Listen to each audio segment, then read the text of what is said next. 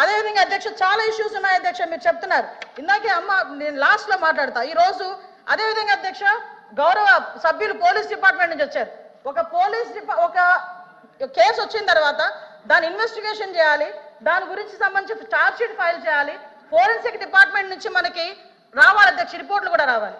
అమరావతిలో forensic department కి సంబంధించి ఒక ల్యాబొరేటరీ కట్టడానికి సెంట్రల్ గవర్నమెంట్ దగ్గర 200 కోట్ల రూపాయలు శాంక్షన్ చేస్తే కేవలం అమరావతిలో ఉన్నది ఆ ఒక్క ల్యాబొరేటరీ అనే ఉద్దేశంతో ఈ రోజుకి కన్స్ట్రక్షన్ మధ్యలో ఆపేసి 5 సంవత్సరాల ఫోరెన్సిక్ ల్యాబొరేటరీని కూడా ఒక్క స్టెప్ ముందుకేయకుండా చేసిన మీరు ఈ రోజు ఫోరెన్సిక్ ల్యాబొరేటరీ గురించి మాట్లాడుతుంటే బాధ అనిపిస్తుంది అధ్యక్ష. 5 సంవత్సరాలు వేస్ట్ అయింది. ఈ రోజు 5 సంవత్సరాల్లో ఫోరెన్సిక్ ల్యాబొరేటరీ కనుక జరిగుంటే, నిర్మాణం జరిగుంటే, ఈ రోజుకి కూడా లైవ్ లో ఉండుంటే ఇలాంటి సంఘటనలు జరిగిన వెంటనే శిక్ష పడేదానికి 4 సంవత్సరాలు 5 సంవత్సరాలు అవసరం లేదు అధ్యక్ష. 4-5 నెలల్లో శిక్ష పడి నేరస్తున్న వాళ్ళు ఈ రోజు జైలు శిక్ష అనుభవించే పరిస్థితులు ఉండేది అధ్యక్ష. ఆ రోజు జరిగిన ల్యాప్సెస్ ఇన్ని మన దగ్గర పెట్టుకొని వాళ్ళ దిశ చట్టానికి 4 వీల్స్ అన్నారు, 2 వీల్స్ అన్నారు, ఎక్కడ ఉన్నాయి అధ్యక్ష? మంత్రి గారు అధ్యక్ష ఒక విషయం వినాలి. ఇప్పుడు అడిగిన దానికి సమాధానం చెప్పండి. మీ ఒక్క ప్రశ్నకే అరగంట టైం తీసుకుంటే సభ నడపాలి కదా. మీరు క్లోజ్ చేయండి. అడిగిన దానికి చెప్పండి అధ్యక్ష. నాకు ఒక మాట, వీళ్ళందరూ క్వశ్చన్స్ వేశారు అధ్యక్ష.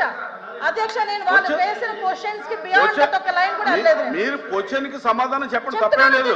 క్వశ్చన్ కి సమాధానం మీరు పూర్వపరాలు వర్తమానం అన్ని చెప్తేలాగా వన్ వర్డ్ ఆన్సర్ చెప్పలేం కదా. వాళ్ళు క్వశ్చన్స్ అడిగారు, మేము చెప్తున్నాము. కూర్చోండి అధ్యక్ష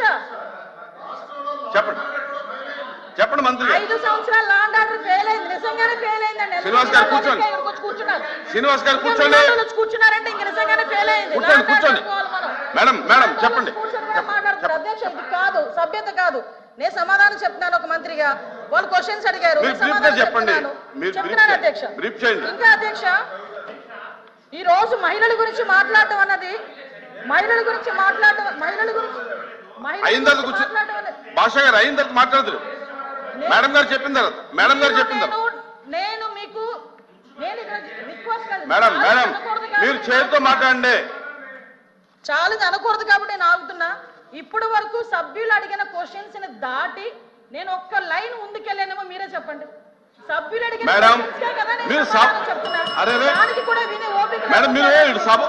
వాస్తవాలు చెప్తుంటే అంత బాధగా ఉందా? వాస్తవాలు చెప్తుంటే ఉందా మీకు? మేడం మీరు చేతితో మాట్లాడండి అధ్యక్ష. ఇంకొక 2 నిమిషాలు అధ్యక్ష. మీరు సభతో మాట్లాడింది చేతితో మాట్లాడండి. ఇప్పుడు వరకు లాస్ట్ క్రైమ్ అవనియండి, ఇప్పుడు జరుగుతున్న ఏ క్రైమ్ అయినా అధ్యక్ష, మనం జనరల్ గా కనుక నేను కేస్ స్టడీస్ కూడా చూశాను అధ్యక్ష.